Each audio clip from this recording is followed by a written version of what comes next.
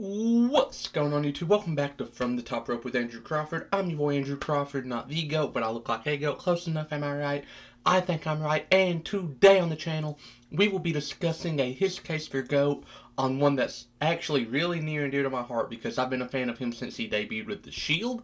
I was a fan of him during the Big Dog era, during the era where Baron Corbin poured dog food on him, and I've definitely been a fan since he has taken over the WWE as the Tribal Chief and became one of, if not the most recognizable professional wrestling name today. And the way his career is heading, he could end up as one of the most household names professional wrestling has ever seen. Welcome to His Case for GOAT on the Tribal Chief Roman Reigns. But before we get into that, two things need to happen. You need to hit that like button, you need to share, you need to subscribe. And I'm going to take a sip of this water. You know what it is. Health is wealth in 2026.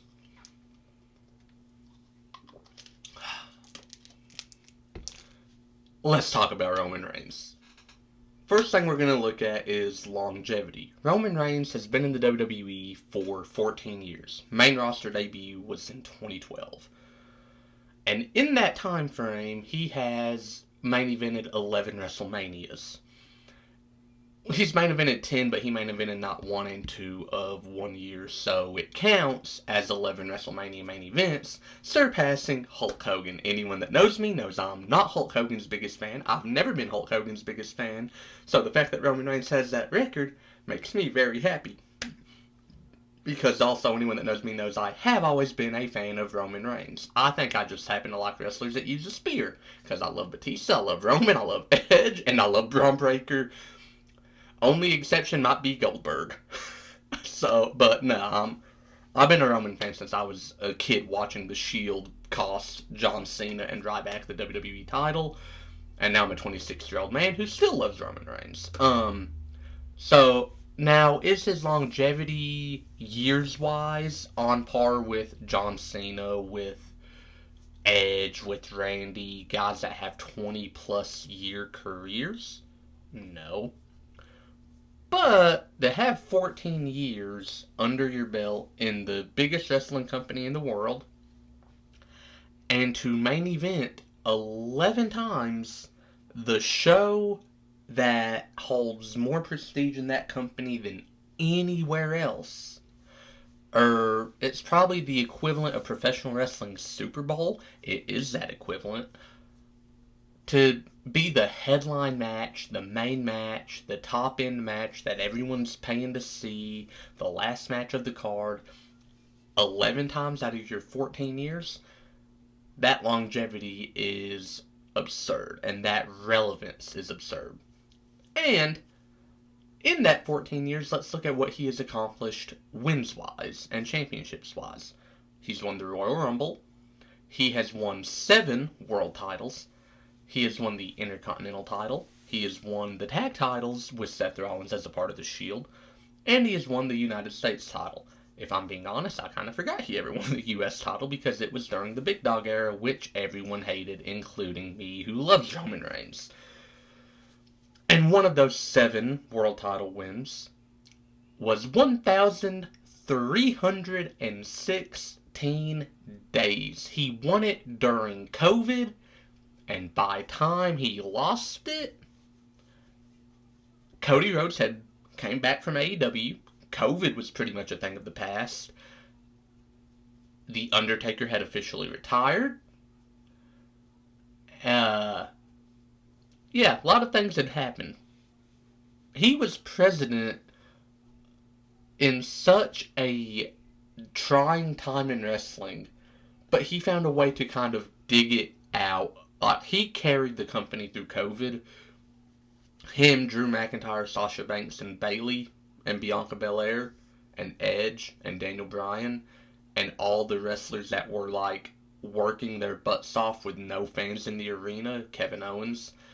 Shout out to them because they helped get WWE out of COVID and AEW. Cody Rhodes, Chris Jericho, John Moxley, all the wrestlers that were important during COVID. I love you. Thank you because you helped save the business that I love more than almost anything on this planet. Um, okay, I do love it more than about. Okay, it's probably like the number two thing in my life. Um, Number one is my walk with God, but I'm not trying to offend anyone and get that going, so I'm just going to say clearly I love wrestling more than anything in the world. There we go. And Roman Reigns was a huge part in dragging wrestling out of the mud during COVID, and he honestly brought a level of relevance to it that I don't think it's been at since like a Cena peak, a Austin peak, or a Hogan peak. Like, you know, Roman Reigns is one of the most recognizable names in modern day wrestling, and he might go down as one of the most recognizable faces and names in pro wrestling history by the time it's all said and done. Um, and not to mention, this man literally got cancer again, left, beat cancer, came back, and was still like just cooking in the ring. Speaking of in ring, his in ring ability has not always been elite, but it has not always been this floundering, just junk that fans have accused it of being. Roman is one of those guys that if you give him a capable enough dance partner, because wrestling is choreographed and scripted, if you give him a capable enough dance partner, like you give him a Cena, Edge, Bryan, Rollins, Orton, Mox, you give him those names, he's gonna be fully capable of having a good match. And that was just like his big dog era. And his Shield era, well, it was always a concentrated effort, and you never saw the glaring weaknesses in Roman's game. But you fast forward to the Tribal Chief era, and Roman has become the guy that doesn't need the dance partner. He needs to be the person's dance partner. Like, if you gave Baron Corbin, per se, let's just say someone whose in-ring abilities are often brought into question, if you gave them Roman Reigns, Roman was going to drag them to a decent match because he was capable of such. If you gave them an average coworker, or if you gave them an average worker, he's gonna be able to give them a good match. Now, if you give him CM Punk, well, him and CM Punk just had the best match of WrestleMania weekend. It's not hard to do, considering that this Mania's in-ring quality was very, very mid, to say the least. Backlash and Clash in Italy's in-ring work was much better. I'll be on, but anyways. Roman is he has developed in ring at a very high rate. Like, he was solid in the Shield, he was solid as the big dog.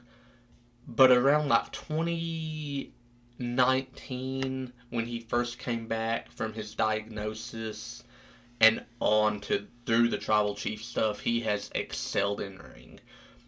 And, he, much like Edge, can do something that I don't think gets enough credit in wrestling, which is he can tell a story during the match. Like, telling the story during the match is just as important as telling the story in the build up to the match. And the fact that Roman kind of mastered that during COVID with no crowd, so he was just talking trash to the camera and the fans at home, that was really awesome. And to see how far he's come is, again, absurd. And then you have promo. I'm going to be honest with you. Until the Tribal Chief stuff, he couldn't cut a promo to save his life. John Cena called him out, went off script, and said, "It's called a promo, kid. If you want to be the big dog, you're going to have to learn how to cut one." Shattering hearts of Roman Reigns fans because they were like, yeah, that's fair. But like I said, Roman has this whole tribal chief thing has unlocked new dimensions to Roman, and the trash talk and the energy is just there, dude. Like, it has always been there. And the see Roman doing what he's doing right now is something that genuinely needs to be studied. Like, to see how Roman has flipped a 180 from like big dog to tribal chief needs to be studied. Especially in terms of charisma, aura, and entrance, which I wrap all into one because they're all. The second the tribal drum that starts Roman's theme song hits, the crowd is on their feet, ones to the sky, in a cult like following almost. Unless you're my friend Darren. Darren is like a D1 Roman hater, and the only time he's ever thrown the ones up was at SummerSlam 2024 when Roman came back. Or because we took a picture together. um.